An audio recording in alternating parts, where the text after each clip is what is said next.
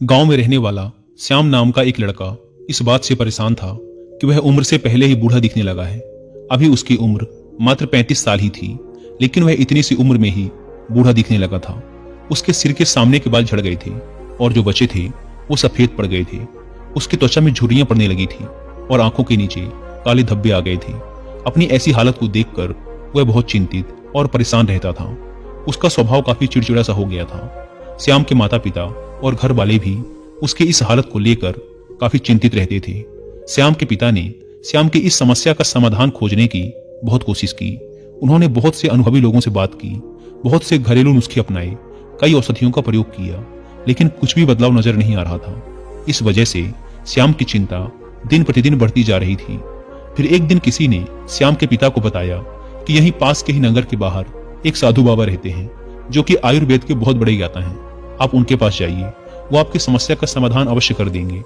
अगली सुबह होते ही श्याम के पिता श्याम को लेकर उस जगह पहुंच जाते हैं जहां पर वो साधु महाराज अपने शिष्यों के साथ अपनी कुटिया बनाकर रहा करते थे। श्याम और उसके पिता ने साधु महाराज को प्रणाम किया और फिर अपनी समस्या बतानी शुरू की। श्याम के पिता ने कहा, महाराज, ये मेरा इकलौता बेटा श्याम है। अभी इसकी उम्र मात्र 35 साल ही है, लेकिन ये उम्र से पहले ही बूढ़ा दिखने लगा है। इसके बाल झड़ने लगे हैं, सफेद पड़ने लगे हैं, त्वचा सूखी और झुर्रियोंदार हो गई है, आंखों के नीचे कालापन छा गया है। अपनी इस शारीरिक हालत की वजह से यह बहुत चिंतित और तनावग्रस्त रहने लगा है। हमने इस समस्या से निदान पाने का बहुत प्रयास किया, लेकिन हमें कोई उचित समाधान नहीं मिला। अब आप ही कोई समाधान बताएं। साधु महाराज ने श्याम के पिता की सारी बात पूरे ध्यान से सुनी और फिर कहा, आयुर्वेद में इंसानी शरीर को लंबे समय तक जवान और स्वस्थ बनाए रखने के लिए बहुत से नियम बताए गए हैं, लेकिन आज मैं उनमें से 12 ऐसे नियम बताऊंगा जिनका अगर तुम्हारे बेटे ने सही से पालन किया तो सिर्फ कुछ हफ्तों या महीने भर में ही तुम्हें इसके चमत्कारिक परिणाम दिखने शुरू हो जाएंगे। और अगर इन नियमों को तुम लोगों ने अपने जीवन का हिस्सा बना लिया तो तुम्हारी उम्र रुक सी जाएगी और तुम एक स्वस्थ और दीर्घायु जीवन के मालिक बनोगे। पहला नियम, लंबे समय तक स्वस्थ और जवान बने रहने के लिए तनाव मुक्त रहना जरूरी है। तुम चाहे कितना ही अच्छा भोजन कर लो, कितने ही शारीरिक नियमों का पालन कर लो, लेकिन अगर तुम्हारा मन बीमार है, तुम अंदर से खुश नहीं हो, चिंतित और तनावग्रस्त हो, तो तुम्हें कभी भी उसका फायदा नहीं मिलेगा। हमारे शास्त्रों में कहा गया है कि स्वस्थ वही है जिसका मन प्रसन्न है और इंद्रियां स्वस्थ हैं। अगर तुम्हारी मानसिक स्थिति ठीक नहीं है तो इसका प्रभाव तुम्हारे हर एक अंग पर पड़ेगा। तुम्हारी पाचन क्रिया खराब हो जाएगी, तुम्हारी यौन शक्ति कमजोर पड़ने लगेगी, तुम्हारी श्वसन प्रक्रिया बिगड़ जाएगी, बाल झड़ने लगेंगे, चेहरे की चमक गायब हो जाएगी।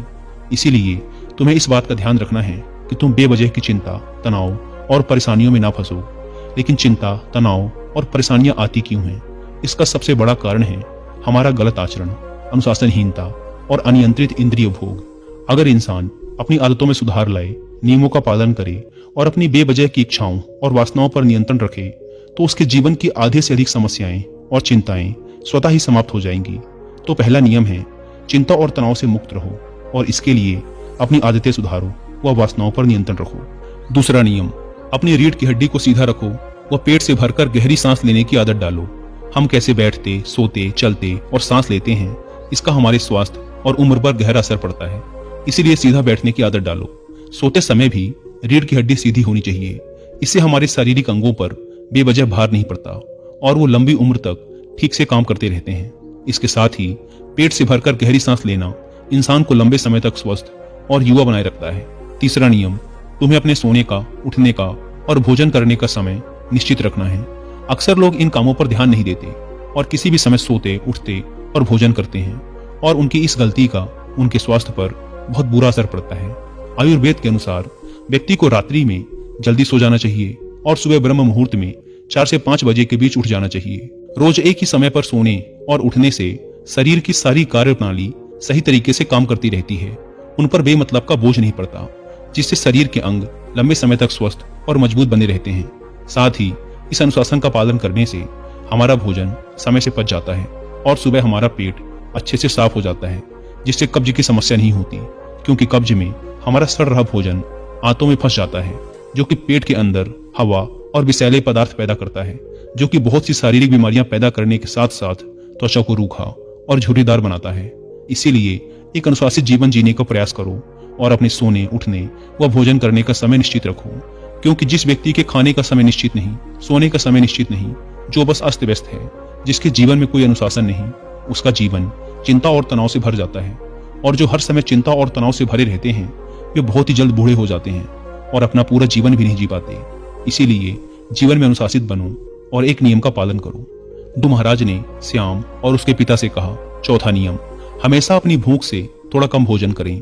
आयुर्वेद में एक कहावत है कि जो कम खाएगा वो लंबा खाएगा, यानी जो व्यक्ति अपनी भूख से थोड़ा कम भोजन करता है वो लंबे समय तक जीता है। और इसका कारण ये है कि जब हम बहुत ज्यादा भोजन कर लेते हैं तो हमारे पेट में भोजन को पचाने के लिए जो पाचक रस निकलते हैं वो पर्याप्त नहीं होते इतने सारे भोजन को पचाने के लिए, जिससे फिर वह भोजन पचने की बजाय पेट में पड़ा पड़ा सड़ने लगता है और बहुत से विष पैदा करता है, जो कि रक्त के माध्यम से हमारे पूरे शरीर में फैल जाते हैं और तरह तरह की बीमारियों के रूप में बाहर आते हैं। इसीलिए भोजन चाहे कितना ही सात्विक, कितना ही हल्का क्यों न हो, उसे हमेशा इच्छा मात्रा से थोड़ा कम ही खाना चाहिए। और हल्का व कम भोजन करने का एक फायदा यह भी है कि अगर कभी कुछ ऐसा खा लिया जो हमारे शरीर के लिए सही नहीं है तो वो भी आसानी से पच जाता है और हमें ज्यादा परेशानी नहीं होती, क्योंकि ग्रहण किए गए भोजन की मात्रा कम थी। साथ ही कम भोजन करने से हमारा शरीर आलस्य, थकान और भारीपन से मुक्त रहता है। पांचवा नियम, हर दिन 16 घंटे उपवास के नियम का पालन करो। रात का भोजन जितना जल्दी हो सके उतना जल्दी कर लो। जैसे अगर रात का भोजन 8 बजे किया है तो अगले सुबह 12 बजे तक कुछ मत खाओ, और अगर रात का भोजन 7 बजे किया है तो सुबह 11 बजे तक कुछ भी ठोस चीज मत खाओ। इस 16 घंटे के समय के दौरान तुम नारियल पानी या किसी सब्जी या फल का रस पी सकते हो, लेकिन इस दौरान भोजन मत करो। सुबह का भोजन 12 बजे और रात का भोजन 7 से 7:30 बजे के बीच कर लो, ताकि तुम 16 घंटे उपवास के नियम का पालन कर सको। जो व्यक्ति इस 16 घंटे उपवास के नियम का पालन करता है उसे कभी कोई बीमारी हो ही नहीं सकती। ऐसे व्यक्ति का चेहरा चमकदार, शरीर निरोगी और मन प्रसन्न रहता है। लेकिन कुछ व्यक्तियों को लगता है कि कम खाना खाने और उपवास करने से शरीर कमजोर हो जाता है, लेकिन ये सच नहीं है। असल में 16 घंटे उपवास करने से हमारी आंतों में फंसा अधपचा भोजन अच्छे से पच जाता है। इस समय जब हम कुछ नहीं खा रहे होते तो हमारी प्राण शक्ति स्वतंत्र होती है और वह इस समय का उपयोग शरीर में जमा गंदगी को बाहर निकालने और शरीर के टूट फूट को सही करने में करती है। और जिस व्यक्ति के शरीर में कोई गंदगी जमा नहीं है उसका शरीर उम्र से ज्यादा जवान और स्वस्थ रहता है। छठा नियम, भोजन करने के तुरंत बाद पानी नहीं पीना। आयुर्वेद के अनुसार भोजन करने से 40 मिनट पहले पानी पीना सबसे उत्तम है। भोजन करने के दौरान अगर जरूरत महसूस हो तो कुछ घूंट पानी पिया जा सकता है, लेकिन भोजन करने के तुरंत बाद पानी पीना जहर पीने के समान है। ऐसा इसीलिए क्योंकि भोजन करने के तुरंत बाद भोजन को पचाने के लिए पेट में अम्ल निकलता है, जिसे जठराग्नि भी कहते हैं। पर जब हम भोजन के तुरंत बाद पानी पी लेते हैं तो हमारी जठराग्नि शांत हो जाती है, जिससे भोजन ठीक से पचता नहीं और पेट में पड़ा पड़ा सड़ना शुरू कर देता है, जिससे विभिन्न प्रकार की पेट से संबंधित बीमारियां जैसे कब्ज, गैस बनना, खट्टी डकार आना इत्यादि होनी शुरू हो जाती हैं। और फिर जैसे कि हम सभी जानते हैं कि कब्ज सभी बीमारियों की जड़ है, और फिर ये बीमारियां हमारे शरीर को उम्र से पहले ही बूढ़ा बनाना शुरू कर देती हैं। इसीलिए भोजन के तुरंत बाद पानी पीना छोड़ दो। पानी हमेशा भोजन करने के 1 घंटे बाद पियो। सातवां नियम, ईश्वर पर भरोसा रखो। जो लोग ईश्वर पर भरोसा नहीं रखते वे जिंदगी में हमेशा परेशान रहते हैं, जिससे वे अपनी सेहत का ख्याल भी नहीं रख पाते। भगवान पर भरोसा रखकर काम करने वाले लोग कभी भी ज्यादा चिंता और तनाव में नहीं रहते, क्योंकि वो अपने काम के परिणाम को ईश्वर पर छोड़ देते हैं, जिससे उनका ध्यान परिणाम की चिंता से हटकर अपने काम पर आ जाता है। और जो व्यक्ति परिणाम की चिंता किए बिना अपना काम करता है वह उस काम में सफल जरूर होता है, और अगर किसी कारणवश सफल नहीं हुआ तो वह चिंता और निराशा के घोर सागर में कभी नहीं डूबता और उसका स्वास्थ्य बर्बाद होने से बच जाता है। आठवां नियम, चीनी और नमक का सेवन कम करो। चीनी के अत्यधिक सेवन से मोटापा और रक्त में शर्करा की मात्रा अधिक हो जाती है, जो कि बहुत सी गंभीर बीमारियों का कारण बनता है। चीनी हमारे त्वचा में चर्बी इकट्ठा करती है और त्वचा के रंगों को गाढ़ा करती है, जिससे व्यक्ति कम उम्र में ही अधिक उम्र का दिखने लगता है। साथ ही अत्यधिक नमक खाने के भी बहुत से शारीरिक नुकसान हैं। 9वां नियम, पर्याप्त नींद लें। लगातार कम नींद लेने या रात में देर से सोने से भी हमारी शारीरिक उम्र तेजी से बढ़ती है। कम सोने से चेहरे की चमक गायब हो जाती है और त्वचा पर झुर्रियां आने लगती हैं, जिससे व्यक्ति उम्र से पहले ही बूढ़ा दिखने लगता है। दोपहर के खाने के बाद अगर 20 से 30 मिनट की एक छोटी सी नींद ले ली जाए तो यह भी व्यक्ति के स्वास्थ्य पर बहुत अच्छा प्रभाव डालती है।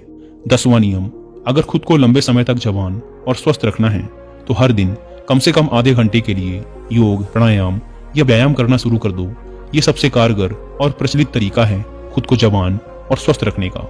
इसके साथ ही रोज कम से कम 20 मिनट ध्यान का अभ्यास करो।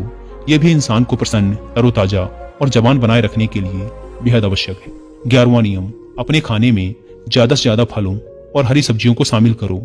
फल और हरी सब्जियां जल्दी पच जाती हैं, जिससे प्राण शक्ति को अत्यधिक मेहनत नहीं करनी पड़ती भोजन को पचाने में, और हमारी प्राण शक्ति ज्यादा से ज्यादा समय शरीर की मरम्मत और गंदगी को बाहर निकालने में लगाती है, जिससे हमारा शरीर चमकदार, हल्का, निरोगी और जवान रहता है। 12वां नियम, किसी भी प्रकार के नशे, धूम्रपान और मदिरापान से दूर रहो। नशा इंसान के स्वास्थ्य का सबसे बड़ा दुश्मन है। नशा और धूम्रपान करने वाला व्यक्ति शारीरिक रूप से तो परेशान रहता ही है, साथ ही वह अपनी उम्र से बहुत पहले ही बूढ़ा और कमजोर दिखाई पड़ने लगता है। इसीलिए किसी भी प्रकार के नशे को अपने जीवन का हिस्सा मत बनाओ। तो ये थे वो 12 नियम जिनका पूरी ईमानदारी से पालन करने के बाद श्याम के जीवन में चमत्कारिक बदलाव आने शुरू हो जाएंगे। श्याम और उसके पिता को उनकी समस्या का समाधान मिल चुका था। उन्होंने साधु महाराज का धन्यवाद किया और खुशी खुशी वहां से चले गए। दोस्तों, उम्मीद करता हूं कि आपको इस वीडियो से काफी कुछ सीखने को मिला होगा।